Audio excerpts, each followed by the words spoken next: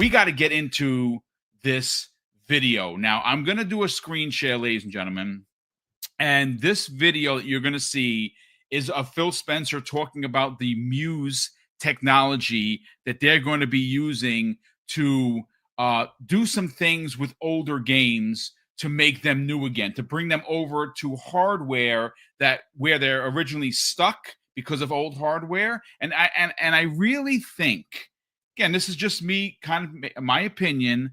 If you go all the way back, to that business update that Phil did with Sarah Bond and Matt Booty, where they talked about, yes, games going to PlayStation, but when Sarah Bond specifically talked about both backwards and forwards compatibility with games for their next generation hardware, which she claims, and I believe her, is going to be not only the most powerful hardware they've ever put together, based on what Phil said, it's going to be something different. And I think that is what we are going to see in a second. Let me do a screen share, folks. The video is only 7 minutes and 12 seconds.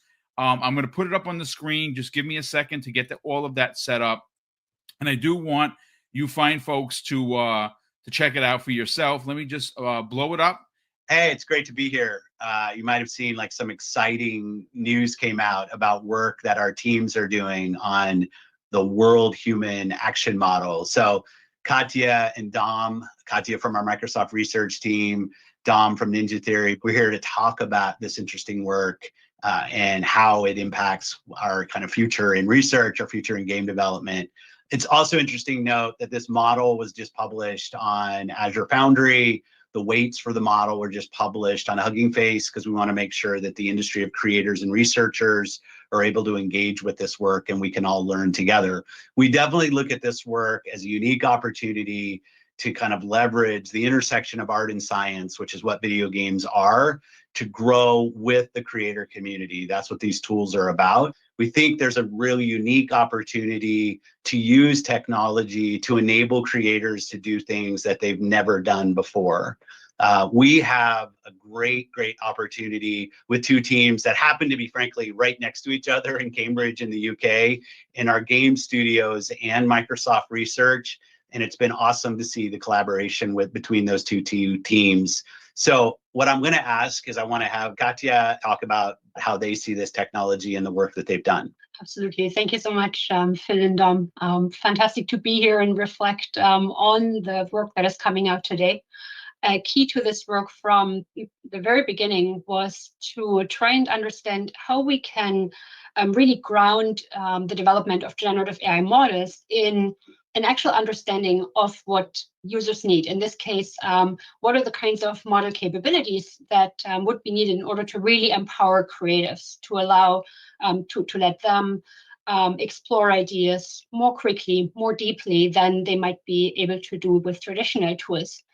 And so in this work, we grounded our generative AI model development in a user study with 27 game creatives. And we were able to tease out that aspects like iterative tweaking and divergent thinking, which have already been well established in the computer-supported creativity research, those continue to be really key when creatives want to engage with these types of models, but often they're an afterthought in model development. So we turned that on its head. We started from those capabilities and then tried to really systematically push on the model capabilities that might be needed in order to support tweaking, ideation, rapid interaction. And so that is how we developed WAM and focused specifically on those model capabilities of consistency, diversity, and persistency. And you can read a lot more in the research publication and the demo videos associated with that. I'll tell you one of the things that I get excited about. One of the things we care a lot about at Xbox is game preservation. And I think about an opportunity to have models learn about older games that were maybe tied to unique pieces of hardware, where that engine on that hardware is kind of, time will erode the amount of hardware that's out there that can actually play a game. But you could imagine a world where from gameplay data, and video, that a model could learn old games and really make them portable to any platform where these models could run. I think that's really exciting. We've talked about game preservation as an activity for us, and these models and their ability to learn completely how a game plays without the necessity of the original engine running on the original hardware, I think opens up a ton of opportunity. But the fact that this is research that was done on top of Bleeding Edge from Ninja Theory, Dom, why don't you talk about with the role that Bleeding Edge plays and how you as a creator think about this technology? Yeah, thanks, Phil. Yeah, so as you mentioned, Katya and Katya's team and our team here at Ninja Theory, we happen to be in the same city in Cambridge in the UK. We're just down the road from each other. So when we joined Xbox Game Studios, we were introduced to Katya and we started to think about how could we collaborate. And we've been working together now for a few years. And Katya asked if they could use Bleeding Edge as a multiplayer catalog title as a test bed for their research and for this technology. We were happy for them to do that. And what we're looking at today is really the fruits of the work that Katya and the team have done. And I think for us as a game creator, the thing that I'm always really interested in is how can we help our teams do more? How can we help them to push their creative ambitions and their creativity even further? So technology like this for me, and I think for our studio here at Ninja Theory, is not about using AI to generate content, but it's actually about creating workflows and approaches that allow our team here of 100 creative experts to do more, to go further, to iterate quicker, to ideate quicker, to bring the ideas in their heads to life in a tangible form for others to see. So, although this is technology that we haven't used in the creation of our games, and we don't intend to use this technology for the creation of content, I think the interesting aspect for us that is exciting is how can we use technology like this to make the process of making games quicker and easier for our talented team so that they can really focus on the thing that I think is really special about games, which is that human creativity. Games to me are really creators using the medium of games to talk to their audience, to communicate through the medium of interactivity. And that is core to game creation for me. So what's important with this is that we have the human creativity, but through this technology, we can empower them to do more and push their own dreams further than they have been before. Yeah, like we're always thinking about how do we put tools in the hands of creators so that they can create things that they haven't been able to create before. I know you and the team will continue to make progress. We obviously have Game Developers Conference coming up. It's always a unique opportunity for us to talk about more of the innovation that's happening between our creative teams, our platform teams, and our research teams. And I'm really excited about what we will get to show next. But congrats again on all of the progress. Really, really exciting. Awesome. Thanks so much. And thanks for the fantastic collaboration. If you just look at what they're saying, it does seem they are so ahead of everybody else. Like it really does. I mean, that's not a debate. Like if you think otherwise, I mean, just look at where they sit, right? Like, and we're talking about in gaming, right? Like just to be clear, Microsoft is the one who's obviously coming up with all this stuff, right? Microsoft is looking into the AI. Microsoft, that's their whole play, right? Like they're going in hard. Tom Warren just did a scoop that the new Chat GPT from OpenAI, Microsoft's already getting ready to put that out or implement that. Like they came up with this quantum computing, creating new matter. Like we're not talking about the same type of companies in the world, right? Like there's big dogs that are in the 3 trillions, right? And then there's companies that still live in 100 billion range and have been for a long time and have no clear way of getting out of there, right? And that's just the reality of what it is, right? So, PlayStation, AMD, all these other people, it's not Nvidia and there's not, not Microsoft, right? So at the end of the day, it's dope that they're pushing forward, right? They're pushing forward, and that's what we want always, right? This whole thing where people, I hate when I hear people saying, "Oh, it's good enough right now." Go take your good enough ass back to PlayStation 2. You know what I'm saying? Like, I don't want to hear you with it. You said it was good enough every generation, right? There's always going to be those people who just want to stay, right? Stay where they are, be this comfort level. This is just what I'm going to do. This is good enough. I like, no, fuck that. F that. No, Microsoft You is want always boundaries moving forward, broken, bro. right? Yeah, You want man. to kick down the door and walk through it. Xbox is a part of it. Microsoft is leading the charge. Let's make that no mistake here. They are leading the charge, but because Xbox is such a big part of what Microsoft does, and they are the same company, they have a new console coming out. Now, granted, is this console coming out next year? I originally thought so, but all of this stuff happening makes me wonder if it is actually happening, because remember, there's a handheld thing that they're working on. We know that the new console is happening. Phil Spencer didn't specifically say that it was the Steam box underneath there with Xbox logos all over it, but he said that they needed to do something that was different, something that would make people buy Xboxes again. And this open sourced, this rumored open sourced Xbox seems to be the route that they're going.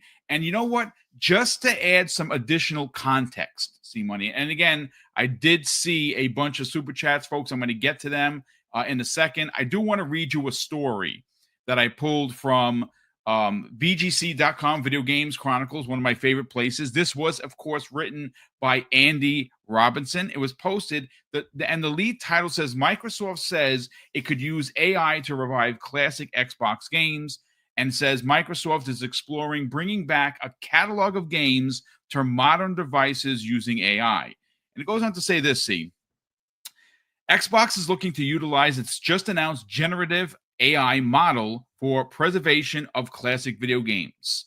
On Wednesday, Microsoft Gaming Division announced Muse, a generative AI model that it says can generate game visuals, controller actions, or both. Now, the company's main demonstration of Muse showed how it could generate video game visuals using training data from Ninja Theory's 2020 game Bleeding Edge. However, it also discussed how Muse could help preserve classic games in the future. And again, goes all the way back to what Sarah Bond said last year during that business meeting, or the business update. And I have a quote here. This comes the way of AI corporate VP Fitma Kardar, and it says this: today's countless classic games tied to aging hardware are no longer playable by most people. Thanks to this breakthrough, we are exploring the potential for Muse to take older back catalog games from our studios and optimize them on any device. We believe this could radically change how we preserve and experience classic games in the future and make them accessible to more players. To imagine that beloved games lost to time and hardware advancement could one day be played on any screen with Xbox is an exciting possibility for us. Bro, let's talk about that, because if you're thinking about this, again, folks, sometimes Xbox and their executives, you think that they're talking in riddles, and that's because we don't have the context in front of us of what they know.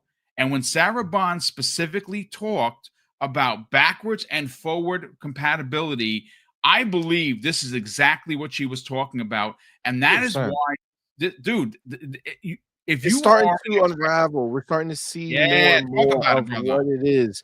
You start seeing how they start talking about all these different parts and pieces. They're going to collectively come together to form what ultimately will become our next gen console.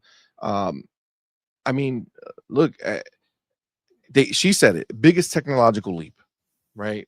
Biggest technological leap ever, right? And again, just this conversation alone with Muse and what that can be.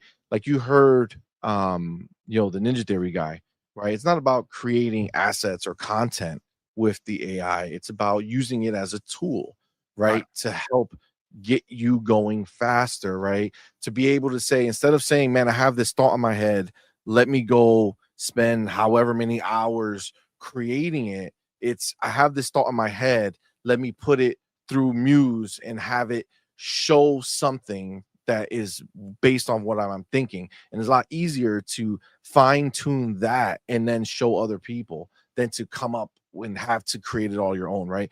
All of this stuff is going to do what the industry needs, Yep. which is a way to cut cost, okay? Because time is money, right? So if they can do anything that helps get these games out faster, right, quicker, and we're talking about even, you know, bug fixing, right? Like going through a game, having the AI. I mean, they already have things like that, but something like this is going to be able to do it at a higher level, right? Go find these bugs, maybe even find a way to fix the bugs. I mean, we don't know how far they're going to be able to take this, but again, this is off the heels of the announcement of that quantum processor that they have, right? Obviously, that's a Microsoft thing, but that obviously when they're doing all these types of things, you know, they're working towards a certain goal, right? And AI, I think, you know, I look at the possibilities in the gameplay, right? Like I want NPCs that are able to not be limited to the, you know, only the amount of words that got programmed into the game for the NPC to say, or even, you know, how many words the right the voice actor was able to do, right? Like they need to be able to take this and make it exciting for us gamers as well, which I believe it's going to do, man. I think there's going to be a lot of work there.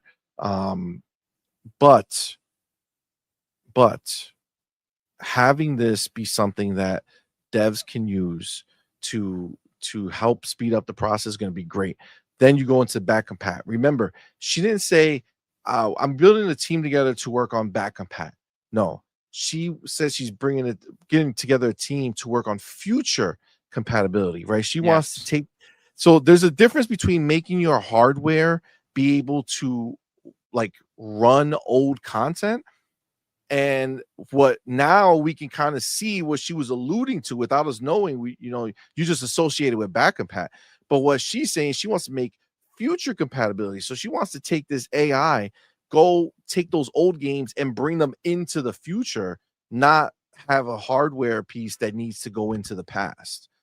You know what I'm saying? Like that is huge, man. Like there's so many games that are older and lost to the ether, that could be brought back. And you know, I saw somebody, I forget who it was online, but they put a picture of what was that Rockstar game? I was just about to say that the detective one, The detective something one, not no. LA Noir, LA Noir. There you go, Uh, LA Noir. Yes. so they showed it, right? And they said they showed it there. They showed a picture and they showed another picture next to it, and it is a AI like generated upscale of the It looked original picture, incredible, and it dude. looked freaking amazing. And obviously that's just I'm assuming that's him doing that. But the idea is there. If they can go ahead and take these old games and then use AI to also upscale them, make them look better, come on, man. Come on. Like that is what that will help so many people. Like think about these studios that are struggling now, that have like old legacy games that if they had the time and money they can go back and remaster and remake and bring them back, but because it's too much time and energy they can't do it. Like imagine a new revenue source for them where they can go ahead, have AI go and bring it back, and then they could use minimal, you know, effort on their behalf to kind of just fine tune it, make sure everything's working right. But like things like this is where the future needs to go. And of course, it's Microsoft leading the way, right? As they do, right? Where everyone else will follow eventually. They'll be sitting there just like Azure was something that nobody thought about, that all of a sudden now it's in these games. Now, all power of the cloud, that's fake, except you look at Flight Simulator and you've never seen something more real in your life. And these they mapped out the whole world, right? So like in gaming, right? So like they're always pushing forward, they're always leading the way, and that's why I backed them. Excuse me. That's why I backed them. I'm so like I get so excited when I see them pushing everything forward. Like this is not just like that supercomputer, that like new matter they created, that quantum processor. I mean, that's like a worldwide, like that's going to be a game changer in life. You know what I'm saying? Like just what they're going to be able to do with that is crazy. So yeah, man, I'm all for it, bro. I'm all for Well, it. I mean, again, it just what that little video, and again, it's only 7 minutes and some change, right? There's way more to what they announced, and you can go and find that. I'll see if I can get some context and add those articles and any additional videos to the show notes on this. I am going to say this before we get to the super chats and we get everyone out of here. You are witnessing, ladies and gentlemen, two companies going in the opposite direction, right? Sony is going to have a PlayStation 6. There's no doubt about it. But here is the question / problem for PlayStation. Is the PlayStation 6 going to be a souped up PlayStation 5 Pro? Because make no mistake, the PlayStation 6 is going to be a powerful piece of hardware. The problem is that is it going to be just another PlayStation with a number? And I think that is ultimately where they're going to be going because they're too late in the game. They're working on the PS6 right now as we speak. Microsoft and the next Xbox, and I would say pair of Xbox hardware, because one is going to be a handheld, are going to be these open source boxes. That is the rumor. That is very different from the traditional boxes that we have right now in the Xbox Series X and S, which aren't selling. And Xbox and Microsoft knows that they're not selling. So what do they need to do? What can they do to get us to go out and buy these new boxes? Make them, and again, it's perfect for people like me. I don't want a game on PC, but I certainly would love to have a Steam library, be able to buy games on Steam playing on my Xbox. And I might just be able to do that. And I think that when you can remove the whole PC-esque thing from PC gaming, and it can simply be just this box underneath your TV that you just buy, plug in, and go, but you get Steam, you get Epic Game Store, and you get your entire Xbox library, potentially with upscaling thanks to AI, that is going to be a box that a lot of people are going to buy. And why? Why would you buy that box? A, it's going to be powerful, but please don't forget about the biggest elephant in the room. That is Xbox Game Pass. You are still getting all of these games in your service, and it has become the exclusive to why you want to have an Xbox ecosystem. I'm sorry. I understand they're not selling consoles, but that is just an old metric. It is just one piece of this ginormous puzzle. And I'll end it there. Anything you want to add to that, C? Yeah, just real quick. Again, everything kind of clicks in together, right? You know, Phil made a statement when he was asked about, why people would buy an Xbox, right? Why should people buy an Xbox? And, the fact that he went ahead and said, again, you got to take every piece of the puzzle that you're seeing unveiled and kind of put it together so you can see what's happening here. He literally said he wants people to buy his box because of the capabilities of their box. There you go. Because of what makes their box special and different. And, look at what's happening with this Muse thing. Look at what's happening with everything else Microsoft is doing. You don't know what they sitting on. You know what I'm saying? Like, you don't know what they have coming. No one was sitting here thinking about Muse, right? But they are. This is the difference, right? This is the difference between us and them, where we are limited into the scope of what we think these people are capable of doing, right? And they're not. right? They're always thinking about they get paid shit tons of money to just think about what's next, not what's next in 2 years, 3 years, 5 years, 10 years, 15 years. These people are planning. They were working on this supercomputer for what, 17 years or some crap like that? Almost 20 years. Yeah. Right. And again, like it's paid off, right? It was Paris who asked that question. Yeah, I mean that's exactly what it is, man. That was a great question, right? Yeah. That's exactly what it is, right? That's what I wanted to hear. Like, I'm so sick. I'm one of those people who hate the fact that Xbox uses AMD like PlayStation.